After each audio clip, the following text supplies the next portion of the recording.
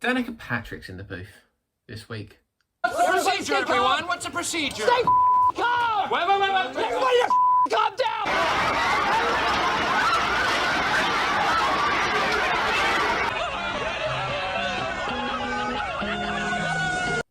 Everyone, thanks again for joining us here at NASCAR Cup Dates. Elliot, thank you so much for having me. Great to be here on the show with you. Yeah, this weekend was Las Vegas, man. This was an absolute trip, and I could not have been more disappointed with the entire race. What the hell was that? Look, this track was once owned and dominated by Roush way back when. 1998, this track got its first start. Mark the Man Martin gets it done. Boom! Following years, Jeff Burton brings it home in 1999 and back-to-backs it in 2000, all before Jeff Gordon, of course, breaks the string of it. So, in the history of this track, with a lot of the greatest winners of all time in NASCAR history getting it done here. Now we are here in 2023, the 75th anniversary, and everything's going to be bigger this time around. Here's Joey Logano throwing it back to Steve Park for this race, sponsored by Pennzoil, and it was a absolute dud of a race. Not too much action or excitement to be had. I had a great time watching it, though, all the same, but you're going to have some of those sometimes. So, the kind of racing we've had this year, I'm not too disappointed. Looking forward to seeing where the rest of the season's going to go. And everybody, let's get to it. So this week actually started when Chase Elliott fucked it off a snowboard and broke his leg. My leg! He then, before the Cup race on Sunday, tweeted out this. It has come to my attention that the formal request I submitted for a slight edit to the March section of my script was indeed declined. Now, I don't know if you remember, but a while back someone from NASCAR said the whole sport was based on entertainment rather than racing value. So that helped. Nice to know we got some confirmation. Then, in practice, Harrison Burton fucked it into the wall, but it wasn't his fault. Because a lug nut from another series, completely not his fault, went through his radiator, spewing water everywhere, causing him to lose grip, and he eventually crashed. Tyler Reddick couldn't qualify because he had an engine issue, but then he had a solid race, so it really didn't matter. And Joey Logano won the pole, which ended all the pre-race stuff. So to start stage one, Slick Willie B took the lead of Joey Logano because he was shit. Ty Gibbs, who started fourth, the rookie, the young lad, the guy everyone hates because of his granddad. Thank you, Grandpa! Thank you, Grandpa! He sunk back to the mid-20s by the end of the first stage, which is shit. But you think how big a choke this is when your main rival, through your career, through Xfinity, up to Cup, started where you fell down to. Now, Noah Gragson actually got caught speeding once during green flag pit stops. Isn't great, but you can keep going. But then ended up speeding whilst trying to serve his penalty. What a dick. So Noah Gragson looked like a knob in that first stage, and William Byron took home the win. In stage two, William Byron led what felt like every single lap. Most of the Fords still sucked, except for Brad Keselowski and Kevin Harvick. Now, if you've got an RFK Ford that's leading the way, you really need to look at yourselves and think, what the fuck are we doing? Kevin Harvick's solid though. Stuart Haas Racing was actually in the shits that entire race, because Kevin Harvick was slowly clawing his way up the ladder, but Aric Almirola, Ryan Preece and Chase Briscoe were all shit. Maybe that's why Harvick's retiring. The team's just refusing to pay injury comp for carrying that team and breaking his back. Kyle Busch hit the wall a few times actually. That's all I got on that. Slick Willie B took home the stage sweep. Now we're in stage 3 in Vegas. Roll black or red. You choose red. The ball rolls red. Was you win? Back to I Las won Vegas. time with you guys. All right, here we go.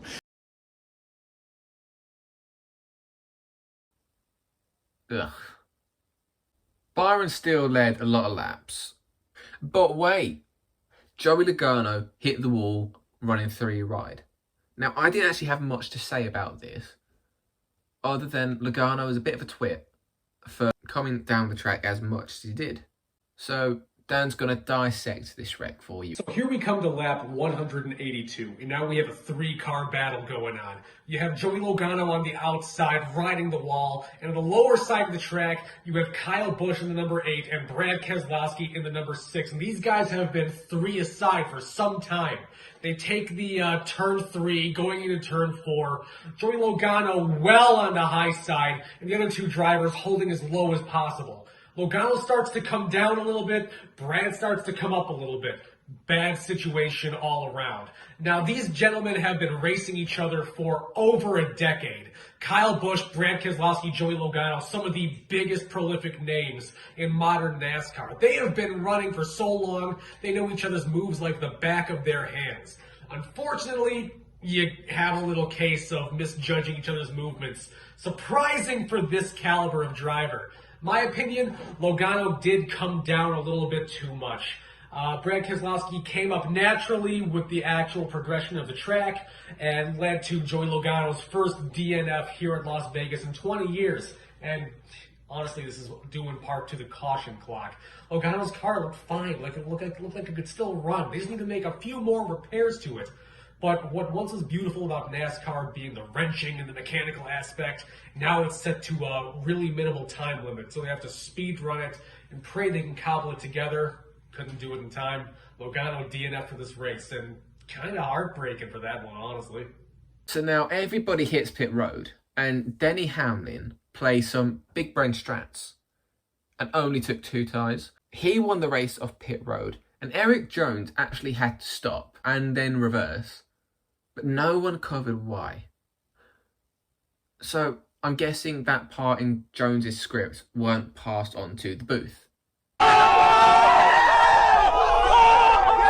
Denny Hamlin led a few laps, then got passed by Larson. Then everybody pitted again, and it looked like for the 3rd year in a row, Hendrick would do it.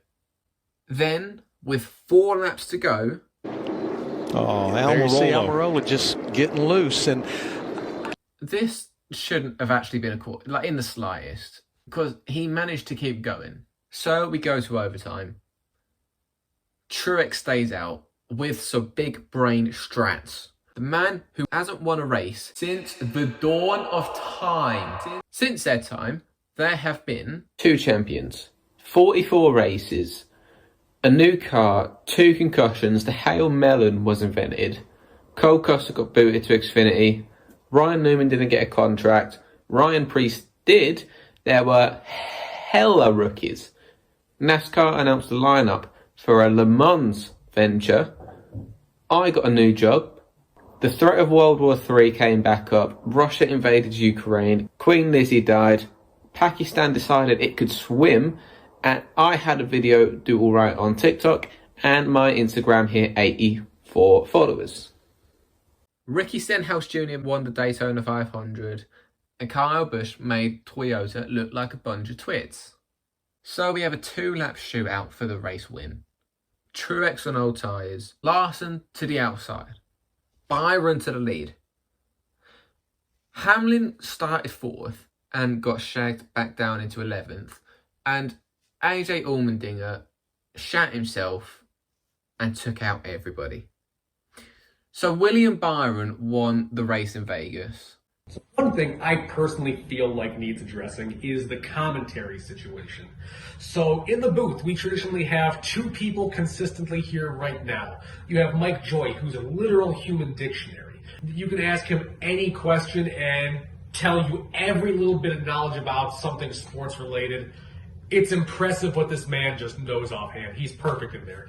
On the far other side, we have Clint Boyer, who has had a shaky career in NASCAR. A lot of ups, a lot of downs. Not the most prolific driver to ever hit the scene. but I love him to death, man. He is hilarious. His takes are second to none, and it's a direct line to my funny bone. I think that he is a perfect fit in the booth to try to bring a little bit of levity to some situations. The center, though, in between these two gentlemen, has been a revolving door. We started off with Tony Stewart. Smoke, he's a Hall of Famer for sure. Smoke is amazing. I love him to death. But he also has a little bit too much of a humorous side to him. So it almost feels like Mike Joy needs to try to ground the two when, unfortunately, this shared brain cell of Tony Stewart and Clint Boyer just all starts clicking together, and it's a little bit too hard to follow sometimes. The other side of the coin has been Danica Patrick. She just stepped in for the first time this year, and look, it's hard to try to get the bias out of my head of Danica Patrick. I wanted her to do so well at the start, but unfortunately, her temper got the better of her on track. Her performance was subpar for absolute certain, but my personal issue was her on-track temperament. She could not restrain herself. She'd get into consistent fights with the mid-packers on back. And it's like, Danica, you're in Stewart Haas equipment. This is some of the best stuff out there. So when I listen to her opinion, it just doesn't strike me as hard as the other two. I personally believe that the best pick going forward is Jamie McMurray. He has been very, very analytical on the other side of the booth from all of his knowledge of the sport. I love Jamie McMurray to death in this role. I think if you have Jamie McMurray in the center as a much more serious person, and you have a much more knowledgeable Mike Joy and Clint Boyer all the way at the other end, you will have the perfect nucleus for the actual commentary of the sport. So overall, the race wasn't actually that interesting. I mean, we really dragged the content out on this one. And the best bit about it may actually be the picks. Because we've really tried to put lipstick on a pig. We've tried to polish turds. We sat on our hands and clapped and just made magic. And I'm sorry. So now, as we do make the picks, you'll remember that I picked Kyle Busch in the last video, which was going well, except Dan picked Christopher Bell. And until that overtime restart, which is another reason I'm mad at Almirola and NASCAR for causing that caution, because I would have won picks. So now Dan's gone 3-0, and he gets to pick first. Bullshit.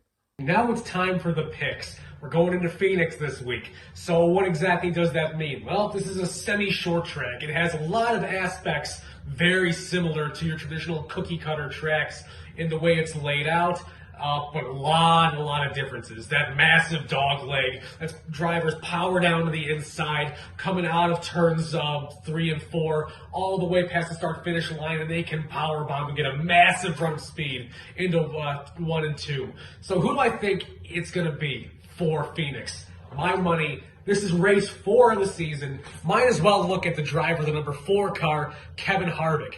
Kevin has gotten it done here in the past, and when I say he's gotten it done, his history at Phoenix is a career on par with Jimmy Johnson at Dover. Kevin Harvick is a 9-time winner at Phoenix. This man owns this track. I've watched him beat my man Carl Edwards, unfortunately, more than a few years back, by a nose, back when the start-finish was all the way on the backstretch. And that was a race that I remember suffering through. He hurt me so bad that day. Not to say he didn't hurt me in 2007. But what do I think is going to happen? I think Harvick is going to go for 10. That man wants 10 before he hangs up the helmet here. My money is on Kevin Harvick. Going to get it done this weekend at Phoenix in the number 4 car. I'm going to counter your Kevin Harvick, and I'm going to go for Ryan Blaney. At Phoenix, and let's be real, it's not a fun race to watch. We're going to be in for 2 snooze fests in a row, but the low downforce, a very high rhythmic, very methodical track, Blaney is the new closer. And he's doing it more than Harvick. So Ryan Blaney's my pick. So now the video's over, make sure you tune in this Friday night for the final race in Season 2 of the World of Outcast Dirt Nationals. The final 4 have been decided. 2 guys will fight for a championship, 2 guys will fight each other. The battle for 5th is still on as well. So, plenty to watch. The best of the rest is still open. The final 4 are going to fight. It's at Las Vegas. Where else would it be? We have no imagination whatsoever. Go watch it. Go check it out. We'll be back next week as well, because we actually have nothing better to do than make videos in our bedrooms. So, we'll be back on Friday next week. Everyone at home, thank you so much for tuning in. This has been an absolute pleasure for me today. So we're on to race 4 now. I am so excited to watch a Phoenix race on Sunday. If you want to give me a follow, I've been much more active on the Twitter side of things, putting my thoughts out there of a lot of the situations going on. Yeah, it was a little hard to try and find some news for Las Vegas with what little happened there, but it's coming along, man. Everyone at home, thank you so much for tuning in. Go ahead and give us a follow, a like, a share if you'd like. Definitely want to get some more interactions with y'all. As always, let us know in the comments how wrong I am, how right he is. And yeah, thank you so much for tuning in. Y'all have a good night. Cheers.